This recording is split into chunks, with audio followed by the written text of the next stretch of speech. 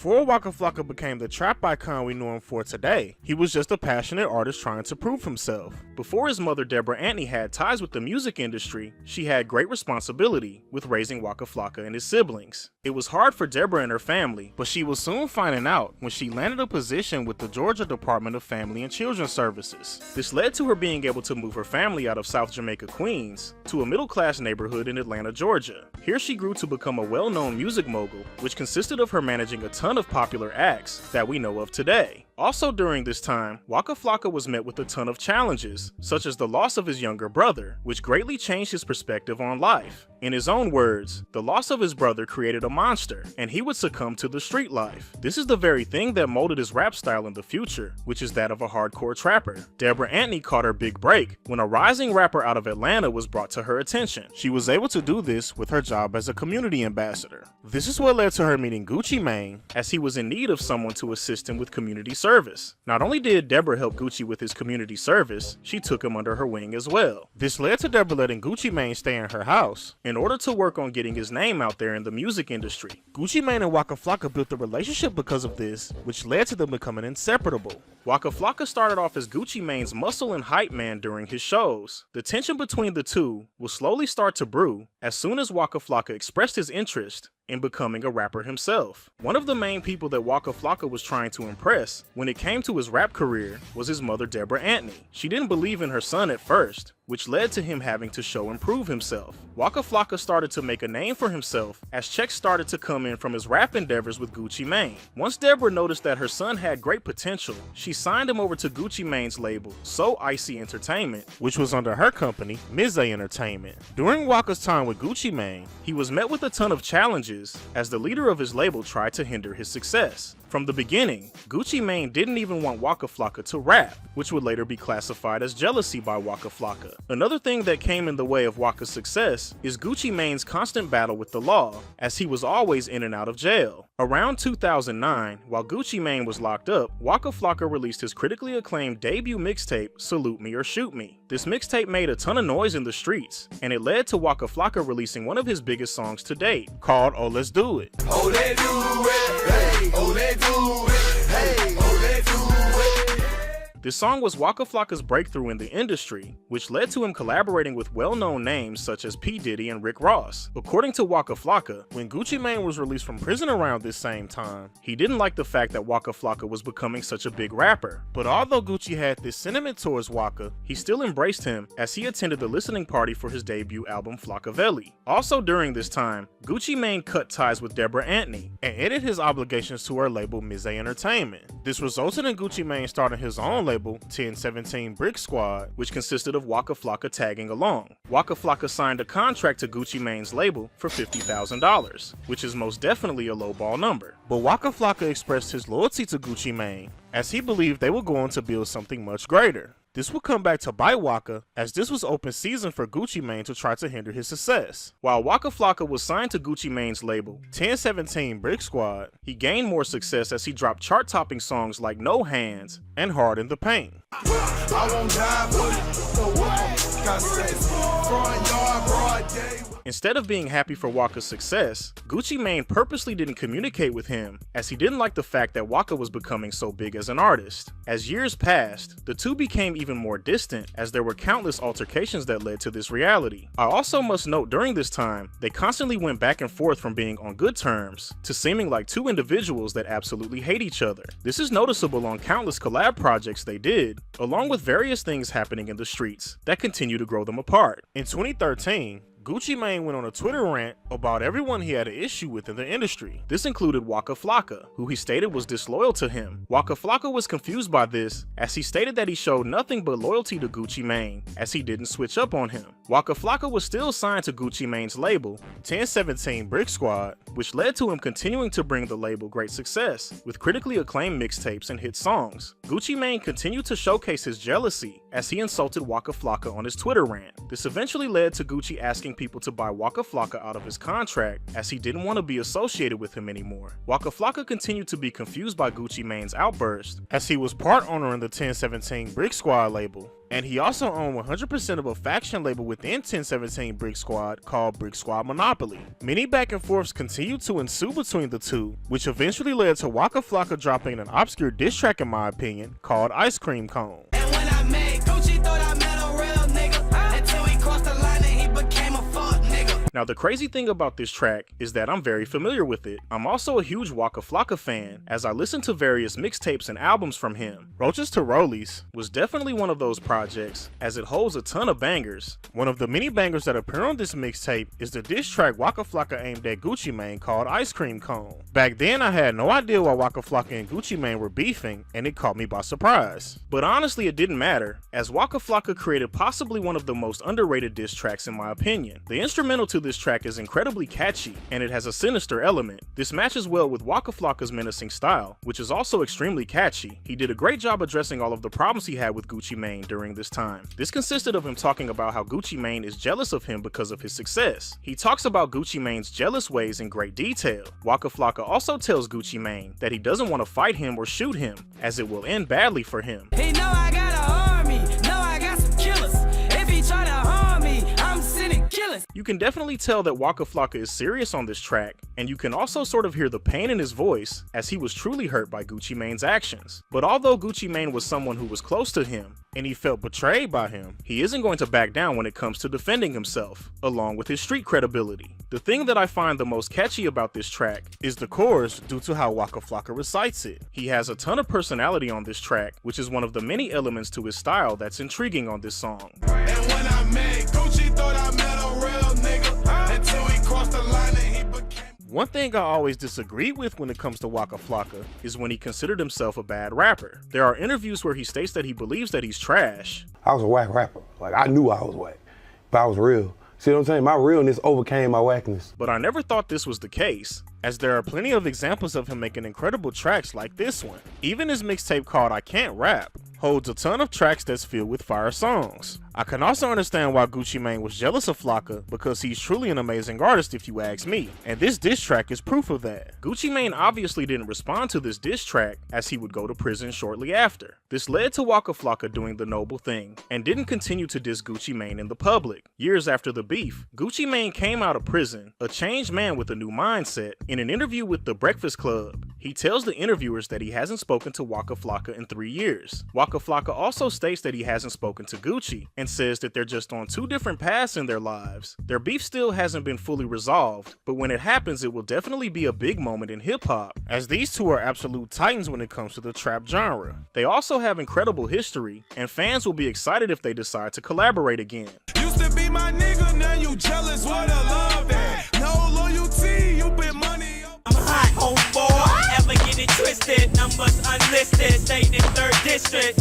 For those of you who don't know, Jaquan is a St. Louis rapper that rose to prominence when he released his most notable song in the year 2004 called Tipsy. He went on to partake in various ventures within his music career, but nothing led to him achieving the same success he had when he released his well-known track Tipsy. Everybody in the club get tipsy.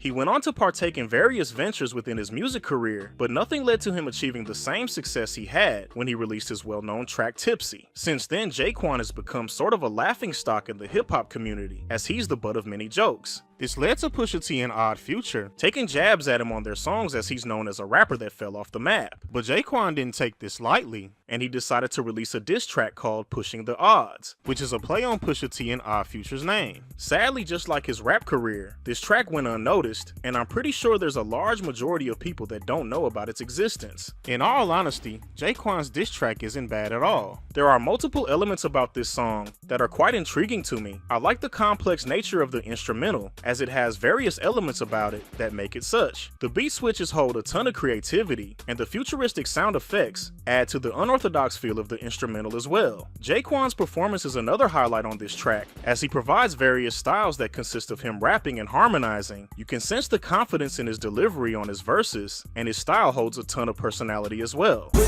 niggas keep pressing me, just try and get them press release. From St. Louis where we say her, we flip bird, no Sesame Street. On the average, I'm with a bad bitch, getting cab bitch, she sexing me. Pulled up in that black truck and we strapped up and we extra deep. I know that people find some of his lyrics questionable due to them sharing their thoughts in the comment section on this song, but I honestly don't have an issue with his lyrics. The first verse involves him dissing Pusha T, and the second verse is where he disses Odd Future. When he disses Pusha T, he states that he copied his style, which I don't believe to be true. He talks about how Pusha T copied his hairstyle, along with the fact that he slangs keys. Hi kids, I see these whack rappers like violence. Raise them in his head, did exactly as I did. You only hear cause your team pull strings like a violin. Ball hell nah, bitch, I ball like your eyelid. Now, although I don't believe that Pusha T jacked his entire style from Jaquan, I still don't have an issue with his lyrics, as the way he delivers them are incredibly catchy. He ends his diss to Pusha T by clowning his age. This is funny to me, as I had no idea that Jaquan was so young when he released this diss track. Jaquan states that he's only 26, and Pusha T is 35 years old. Jaquan then cleverly inserts a line from a battle rap that reiterates his point of contention. Jaquan doesn't like the fact that Pusha T is mentioning him in what he feels is a very disrespectful way, as he's his elder. Let me respect my elders, I'm 26, that nigga 35. Old ass clown, just an old ass now. Let a young nigga sign, sit your old ass down. When he disses Odd Future on the second verse, he just talks about them being youngins in the rap game that aren't on his caliber. Another thing that's noticeable during the segment where he disses Odd Future is when he plays a moment on their song Rella, which includes a skit where the group playfully makes fun of Jaquan. 5 albums, 100 songs, and you ain't got no f***ing, I bet you got some Jaquan. Jaquan also played a track during his diss to Pusha T, where Pusha T blatantly disrespected Jaquan by stating that rappers are lower than him, which involves Pusha T comparing their low-level status to that of Jaquan. Although people made fun of the chorus on this track, as Jaquan repeats the phrase, "Why they keep picking on me," I honestly feel like the chorus on this song is really good, as Jaquan showcases his singing ability. His vocals flow well with the instrumental exceptionally, which adds to the catchy nature of this track. All I wanna know is why they picking on me.